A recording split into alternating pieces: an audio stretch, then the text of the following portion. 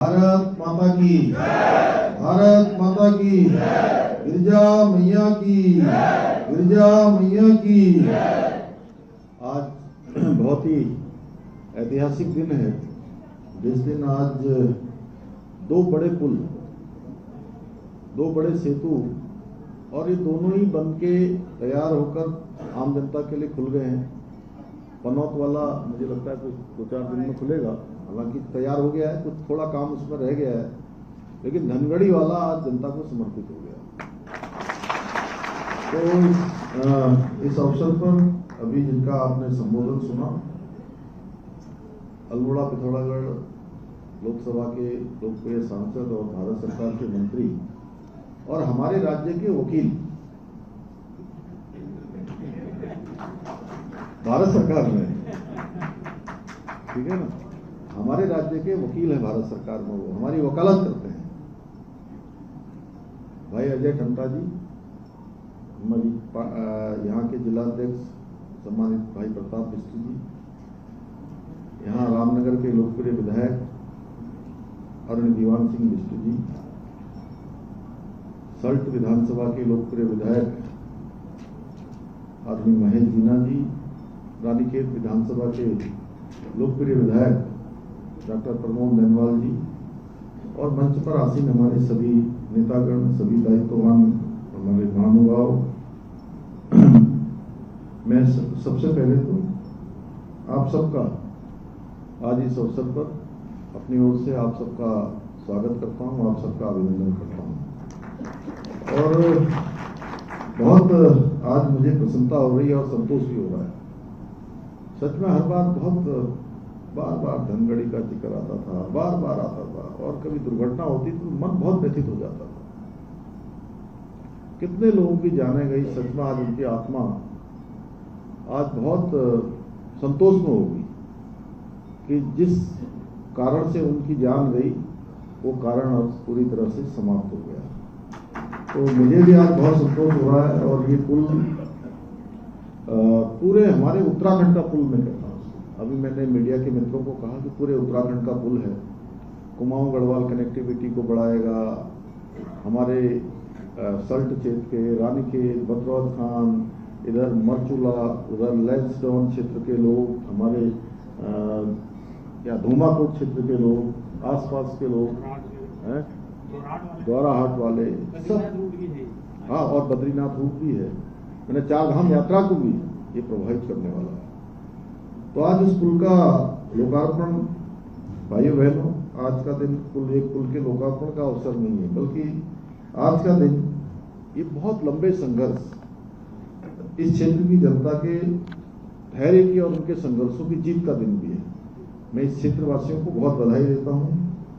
और बरसात में तो ये पुल कैसा होता था, लोगों के लिए बिल्कुल सारे संपर्क काट देता था, नाला जब उफान पर आता था, उसके कारण से दिनचर्या प्रभावित हो रही है, व्यापार प्रभावित हो रहा है, पर्यटन प्रभावित हो रहा है, पढ़ने लिखने वाले बच्चों का स्कूल बंद हो जाता था, आपातकालीन सेवा भी प्रभावित हो जाती। लेकिन जैसा अभी अजय टंटा जी ने कहा, प्रमोद नैनवाल जी ने कहा, महेश जीना जी ने कहा, किसी ने ध्यान नहीं दिया है।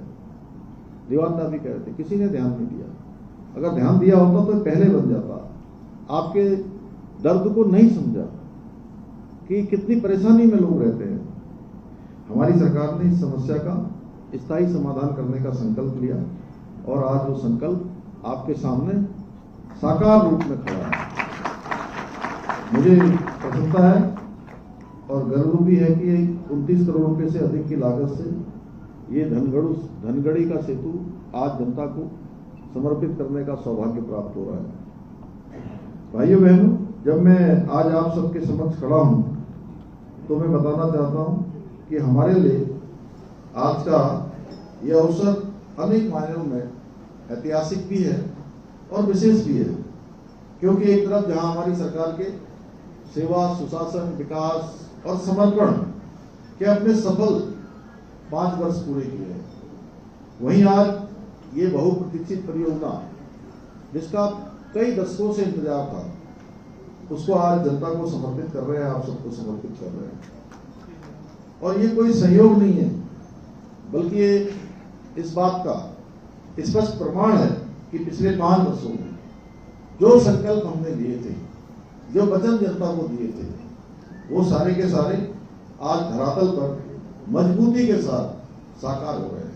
जो हमने संकल्प लिए थे वो सिद्धि को प्राप्त हो रहे हैं।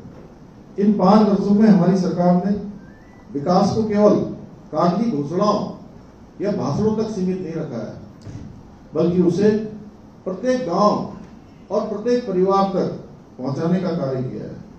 हमारी स्पष्ट सोच रही है कि उत्तराखंड का विकास तब तक अधूरा है जब तक हमारे अंतिम छोर में खड़े हुए व्यक्ति, अंतिम गांव में रहने वाला व्यक्ति, अंत्योदय का परिवार जब तक उससे लाभ नहीं लेगा, जब तक उसको उन्नयन का अवसर नहीं मिलेगा, जब तक उसको हक न मिल जाए। जैसे अभी यहाँ पर सुंदरखाल, ब्रह्मपुरी की बात यहाँ पर हो रही थी, हमने उन गाँव को भी देखा। और मैंने कल, जैसा अजय भाई ने कहा, टंटा जी ने, कि ऋषिकेश में कहा और विधानसभा में मैंने कहा, क्योंकि मैं ये सुंदरखाल, ब्रह्मपुरी, ऐसे गांव, आसपास के कोट खत्ते मैंने बहुत देखे बचपन से, मैं उनमें बहुत गया हूँ। बग्गा चौवन गांव जो है, जहाँ मैं पहली बार विधायक बना, तो पहला ही प्रश्न मैंने ही उसमें विधानसभा में उठाया था कि इनका कैसे इनका नियमितीकरण होगा, कैसे इनको मिलेगा। तो मैंने कहा कि ये भी, और हमारा बिंदु खत्ता भी है, बापू ग्राम भी है ऋषिकेश में, तो सभी के लिए हम कुछ न कुछ सोच रहे हैं, योजनाएं बना रहे हैं, जैसे भारत सरकार और राज्य सरकार मिलकर इस पर काम हो।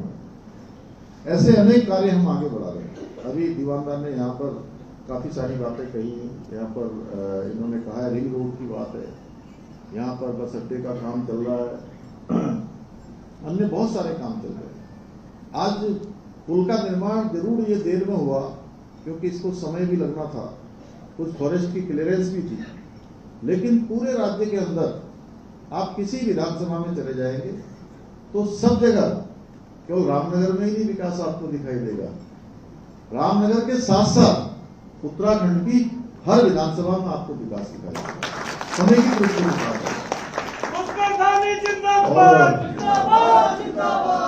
आज उत्तराखंड में हम एक सोच लेकर, एक दृढ़ संकल्प लेकर और विकास के प्रति अपनी प्रतिबद्धता को बढ़ाते हुए आधुनिक सड़कें बना रहे हैं, पुल बना रहे हैं, विस्तृत रेल वर्ट हो, देश का सबसे लंबा रोपवे हो,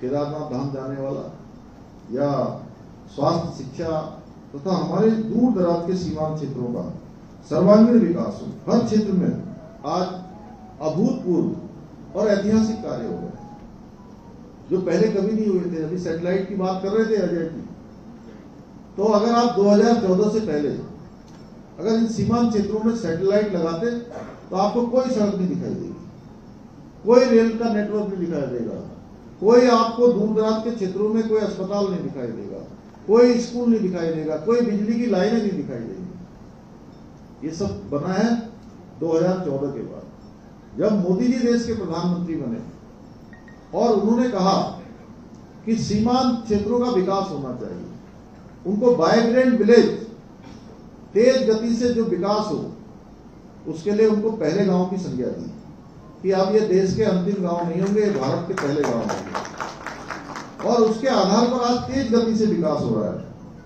भाइयों बहनों, आज उत्तराखंड विकास के जिस स्वर्णिम दौर में प्रवेश कर रहा है, उसके पीछे हमारी सरकार की स्पष्ट नीति है, दृढ़ इच्छा शक्ति है और सरलीकरण, समाधान, निस्तारण और संतुष्टिकरण की हमारी कार्य संस्कृति है।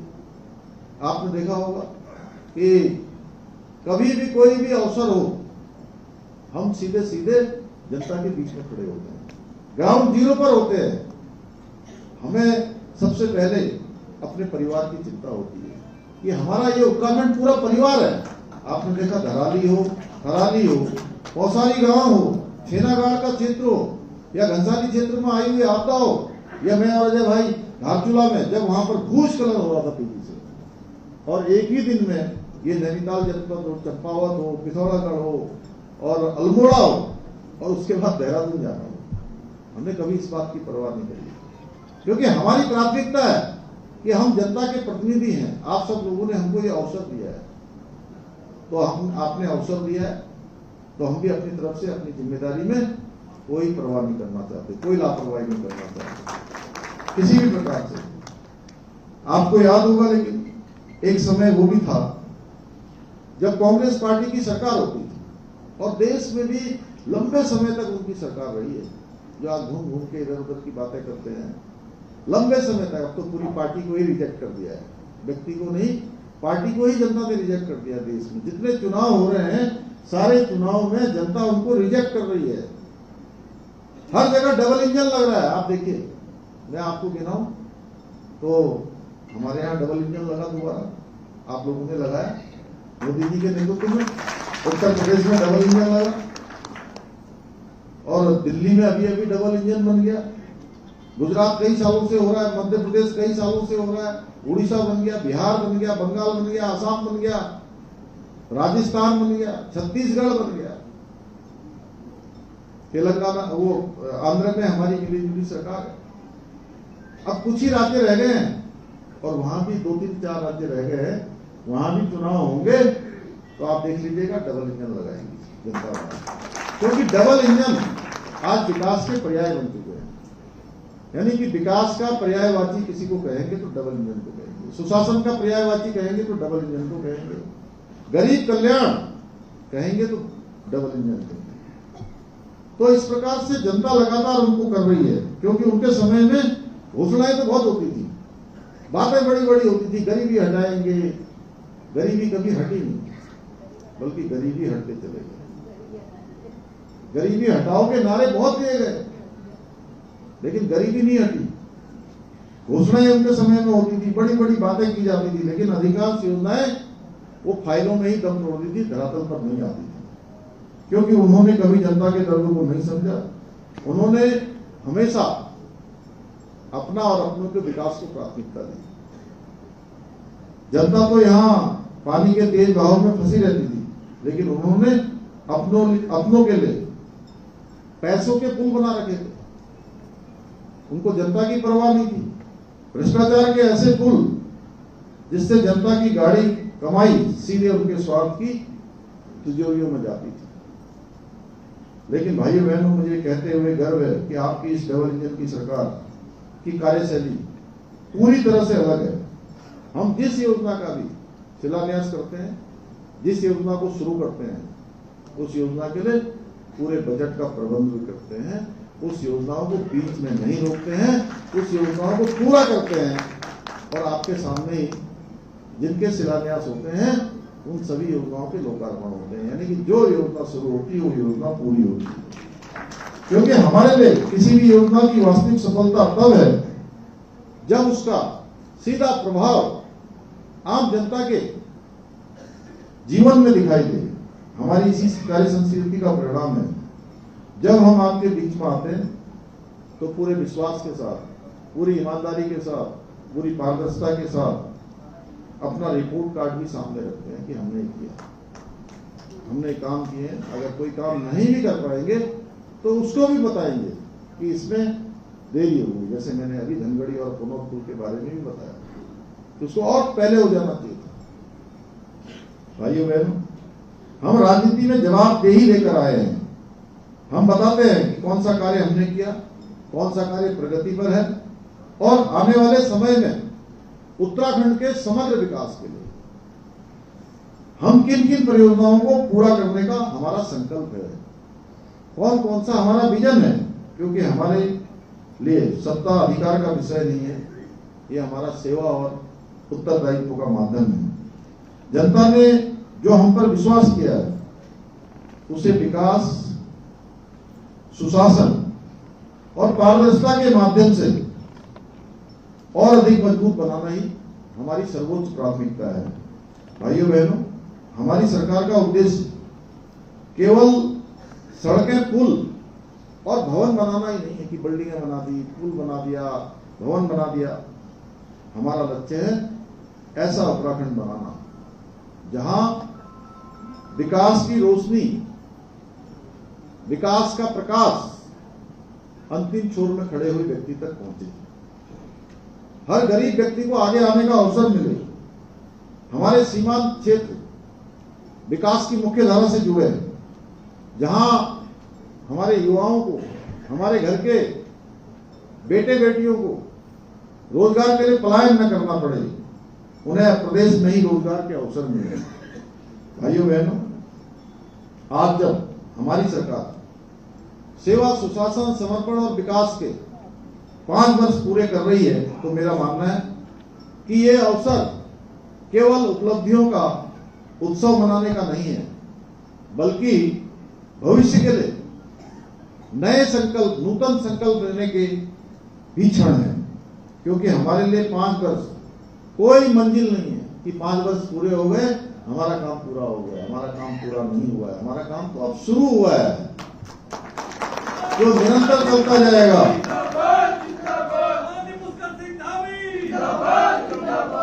बल्कि हमारे लिए ये एक महत्वपूर्ण पड़ाव है, जहां से हमें और तेज गति से काम करना है और जनता की सेवा करनी है, उनकी अपेक्षाओं, आशाओं और उनके विश्वास पर खरा उतरना है।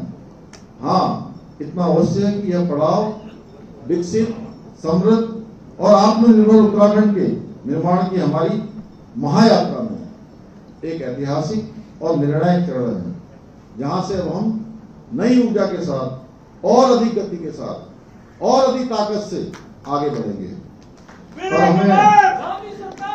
पर हमें अभी बहुत कुछ करना है, बहुत आगे बढ़ना है, विकास के इस पहिए को और तेज गति से घुमाना है और उत्तराखंड को नई ऊंचाइयों पर लेकर जाना है, जहां हमारे प्रधानमंत्री जी ने बाबा केदार के धाम से जोड़ कर शब्द दिए थे कि ये 21वीं सदी का तीसरा दशक उत्तराखंड का दशक होगा।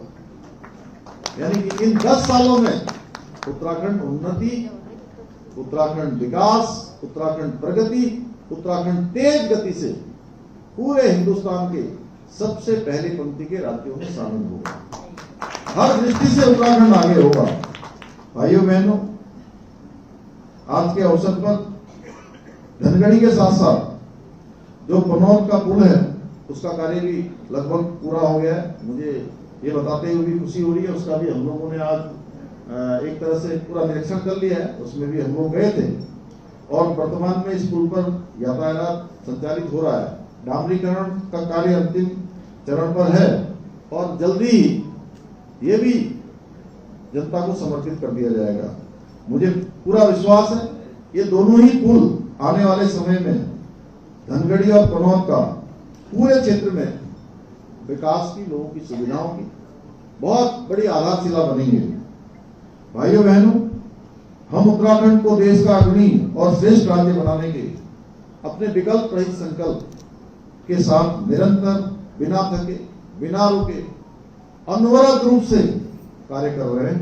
मुझे पूरा विश्वास है हमारे इस संकल्प को सिद्धि तक पहुंचाने में आप सभी हमारे परिवारजन इसमें अपना आशीर्वाद और सहयोग हमें इसी प्रकार से देते रहेंगे जैसे अभी तक आप लोगों ने दिया है।